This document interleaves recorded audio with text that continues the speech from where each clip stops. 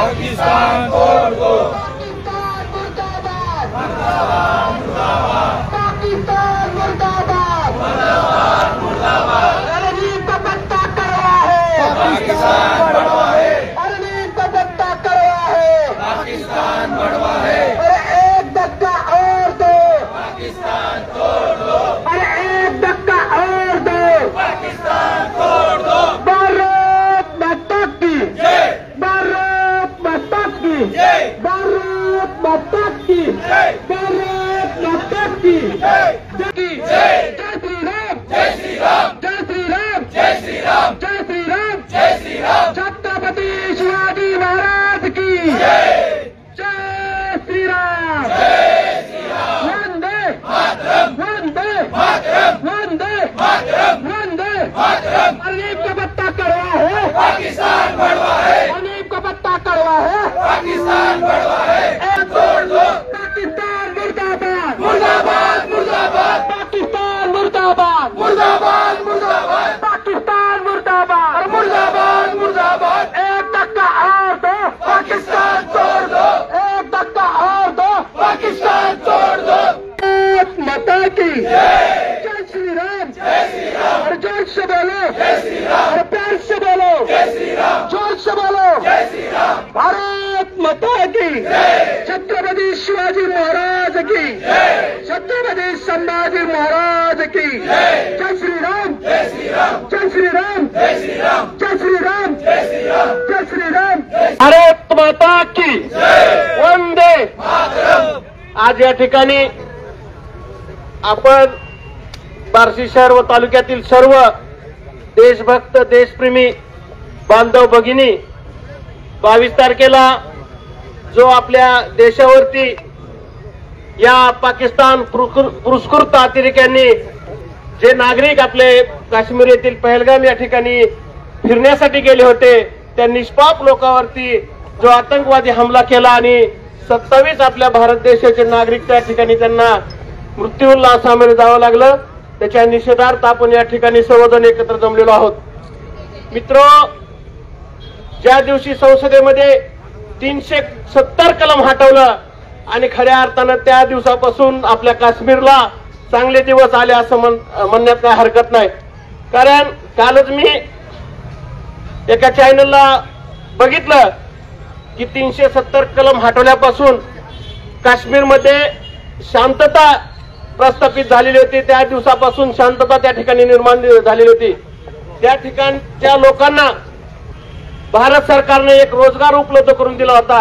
कारण 2021 ला भारतातून आणि विदेशातून जाणाऱ्या पर्यटकाची संख्या 1 कोटीच्या आसपास त्या ठिकाणी पोहोचली होती। 2022 ला ती संख्या 1,88,00,000 लाखावर गेली। 2023 ला ती संख्या 2 कोटीच्या पुढे गेली आणि 2024 ला 2,88,00,000 आसपास पर्यटक त्या ठिकाणी फिरायला जात होते। मी सुद्धा जानेवारी महिन्यातच काश्मीरला गेलेलो होतो। त्या ठिकाणचे नागरिक सुद्धा आनंदित असायचे। त्या ठिकाणच्या नागरिकांनी पत्तरबाजी सोडून दिलेली होती कारण त्यांना आपल्या देशाच्या पंतप्रधानावर आणि गृहमंत्र्यावर विश्वास होता। त्यांनी 370 कलम हटवून काश्मीरला एक चांगला दर्जा दिला होता आणि काश्मीरच्या जनतेला एक रोजगार निर्मिती करण्याचं काम या भारत सरकारने केलं होतं। परंतु या पाकिस्तानी धार्जिन अतिरेक्याला ते बघवलं नाही। कारण त्या ठिकाणच्या जर नागरिकाला रोजगार मिळाला तर त्या ठिकाणचे लोक आतंकवादी होणार नाहीत, आपलं ऐकणार नाहीत। हे लक्षात त्यांच्या आल्यामुळं मी मगाशी तुम्हाला सांगितलं होतं की 2024 ला 2,88,00,000 लोक काश्मीरला फिरायला गेलेले आहेत भारत देशातून आणि इतर आसपासच्या आपल्या आजूबाजूच्या देशातून।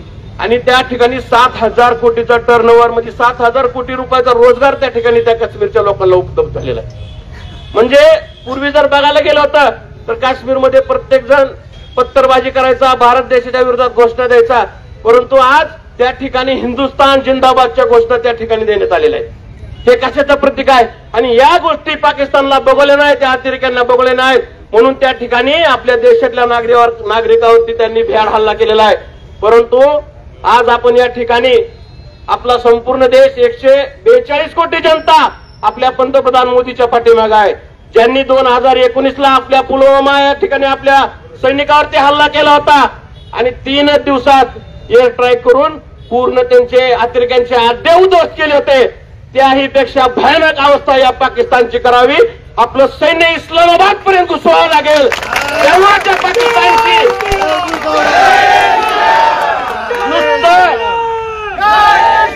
आम्ही मोदीजींना विनंती करतो, देशाचे गृहमंत्री अमित शहाना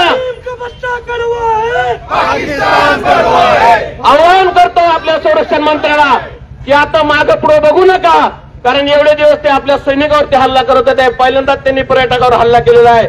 आणि तुमच्या दम होता तर आमच्या सैनिकावर 4 हात करा, तुम्हाला तिथं 4 मुंड चित केल्याशिवाय राहणार नाहीत. आज या ठिकाणी आम्ही आपल्या देशाच्या पंतप्रधानांच्या पाठीमागे 142 कोटी जनता उभा आहे. तुम्ही येत्या 2 ते 3 दिवसात त्या पाकिस्तानला झाडा शिकवा आणि लाहोर, हैदराबाद, आपल्या इस्लामाबाद पर्यंत आपलं सैन्य घुसवा. परत म्हणून आपल्या काश्मीरकडे बघण्याची त्यांची वाकडी नजर होणार नाही, याची दखल आपल्या सरकारने घ्यावी. संपूर्ण देश हा त्यांच्या पाठीमागे ठामपणे उभा आहे.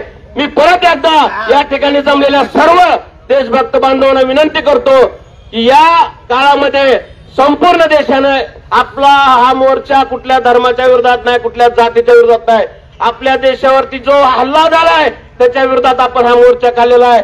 आणि संपूर्ण देश आपल्या सरकारच्या पाठीमागे आहे. परंतु सरकारनं सुद्धा गाफील न राहता या पाकिस्तानला धडा नुसतं पाणी पण किंवा पाकिस्तानी नागरिकाला हाकलून चालणार नाही. त्यांना जशात तसं उत्तर दिल्याशिवाय, त्यांना त्यांची जागा दिल्याशिवाय आपण स्वस्थ बसू नये, अशी मी या बार्शीकरांच्या वतीनं आणि संपूर्ण हिंदुस्थानच्या वतीनं सरकारला विनंती करतो. आणि तुम्ही सर्वजण या मोर्चामध्ये मोठ्या संख्येने उपस्थित राहिला, सर्वांचे आभार मानतो. आणि पुन्हा एकदा भारत माता की वंदे आणि थांबतो. जय हिंद, जय महाराष्ट्र, जय श्रीराम, वंदे वंदे. मित्रांनो, गेल्या महिन्यापासून आपल्या हिंदुस्थानमध्ये अशा जिहादी घटना बऱ्याच होत आहेत. आता परवा घडलेली काश्मीरमधली पहिलगामची घटना आपण ऐकली आणि त्याचबरोबर आपण पश्चिम बंगालमधली मुर्शिदाबादची घटना विसरून गेलो. मित्रांनो, अशा घटना वारंवार का घडतायत? आताच नानांनी सांगितलं, आकडेवारी नाना तुम्ही सगळे सांगितले, आता मी सांगत नाही, की काश्मीरचा विकास गेल्या 4-5 वर्षामध्ये झपाट्याने होत होता आणि शांती आणि समृद्धी या सख्या बहिणी आहेत. कारण की जिथं शांती नांदते तिथं समृद्धी नांदते. गेल्या 4-5 वर्षामध्ये भारत सरकारच्या प्रयत्नातून 370-35 कलम हटवल्यानंतर काश्मीरमध्ये शांतता प्रस्थापित झाली, तिथं रोजगार निर्माण झाला आणि तिथं समृद्धी नांदू लागली. अशा परिस्थितीमध्ये जो तिथल्या लोकांच्या उत्पन्नाचं साधन आहे पर्यटन, त्या पर्यटकांना निशाणा बनवण्याचं काम या हांडग्या पाकिस्तानने केलेलं आहे. अरे, आता साहेबांनी सांगितलं तसं जर तुमच्या दम होता तर आमच्या सुरक्षा रक्षकांशी मिलिटरीशी लढायचं होतं. तुम्ही निष्पाप निशस्त्र लोकांवर हल्ला केला. परंतु याच्या मागची एक गोष्ट आपण लक्षात घेतली पाहिजे. बाहेरच्या देशातून जर आतंकवादी येऊन हल्ला करत असतील तर इथले स्लीपर सेल नक्कीच त्यांना मदत करतायत. असे स्लीपर सेल जे पाकिस्तानी जिहादी लांडे जे आहेत ना, त्यांना सुद्धा गांडीत गोळ्या घातल्या पाहिजे. कारण की कुठल्याही शहरामध्ये तुम्हाला थांबायचं म्हणलं तरी कुणीतरी ओळखीचा, नात्याचा, संबंधाचा काहीतरी तुम्हाला लागतोच. जर ते लोक इथे एवढं शस्त्र सामुग्री घेऊन येऊन करू शकत असतील तर इथले सुद्धा काही लोक त्यांना सामील आहेत हे सुद्धा शोधले पाहिजेत. आणि काही ठिकाणी आता ह्याच बरोबर काही ठिकाणीच्या घटना घडतात. नागपूरची घटना असू द्या, नाशिकची घटना असू द्या आणि आताची घडलेली मुर्शिदाबादची घटना असू द्या. घटना जरी पाकिस्तान मधल्या आतंकवाद्यांनी कालची परवाची केली असली तरी मुर्शिदाबाद बरे पाकिस्तान मधले, बांगलादेश मधले आले नव्हते. हा विचार आहे, हा जो क्रूर विचार आहे, हा दहशतवादी विचार आहे, हा राक्षसी विचार आहे, हा आपल्याला ठिचून काढला पाहिजे. त्यासाठी समस्त हिंदूंनी जातीभेद विसरून एकत्र होण्याची गरज आहे. मित्रांनो, आपण जातीमध्ये विभागले गेलो. कुणाची जात विचारली नाही हो त्यांनी मारताना. हिंदूच विचारलं, हिंदू दिसला की मारला. विचारलं नाही तू ओबीसी आहे का, तू एससी आहे का, तू एनटी आहे का, व्हीटीएनटी आहे का, काय विचारलं नाही. फक्त हिंदू बघून मारलेलं आहे. म्हणून आपण हिंदू म्हणून एकत्र राहिलं पाहिजे. आपल्या जाती नक्की असल्या पाहिजेत पण रोटी पिटी पुरत्या आत असल्या पाहिजेत. आपण आपल्या जाती रोटी बेटी पुरते असले पाहिजे. आता रोटीचा विषय काही राहिलेला नाही. आता रोटी तर आपण एकमेका ताटात खातोय. बेटी पुरता विषय आहे. दोनदा भविष्यामध्ये संपुष्टात आणू आणि आपण हिंदू म्हणून एकत्र राहू.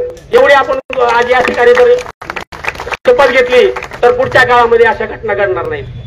मित्रांनो, 26 लोक 28 लोक जे काय आपले भारतीय मारले गेले,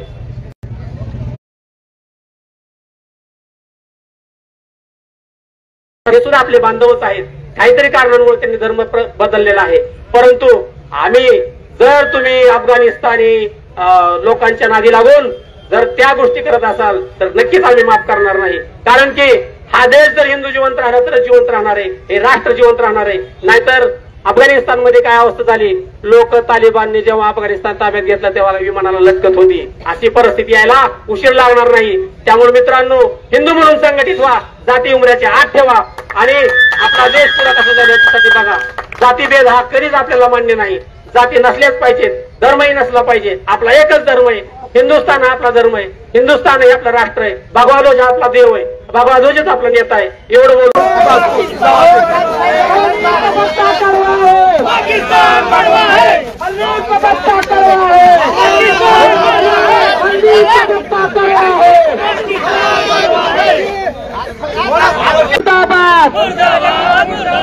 पाकिस्तान मुर्दाबाद.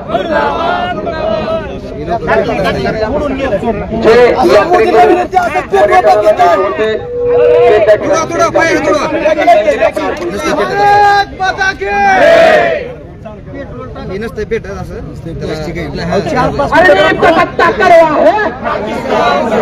अरे चला दो चला दो चला दो, अरे चला दो चला दो, अरे पाकिस्तान चला दो, अरे चला दो चला दो, पाकिस्तान चला दो. अरे नीच का पत्ता करवा है, पाकिस्तान बड़वा है. अरे नीच का पत्ता करवा है, पाकिस्तान बड़वा है. अरे एक पत्ता और दो, पाकिस्तान चला दो. एक पत्ता और दो, अरे एक पत्ता और दो, पाकिस्तान नीच का पत्ता करवा है, पाकिस्तान बड़वा है. याद आला पाहिजे, नीच का पत्ता करवा है, पाकिस्तान बड़वा है. नीच का पत्ता करवा है, पाकिस्तान बड़वा है. अरे चला दो चला दो, पाकिस्तान चला दो, अरे चला दो चला दो, पाकिस्तान चला दो. भारत माता की जय, भारत माता की जय. अरे चला दो पाकिस्तान चला दो, पाकिस्तान की भारत माता की.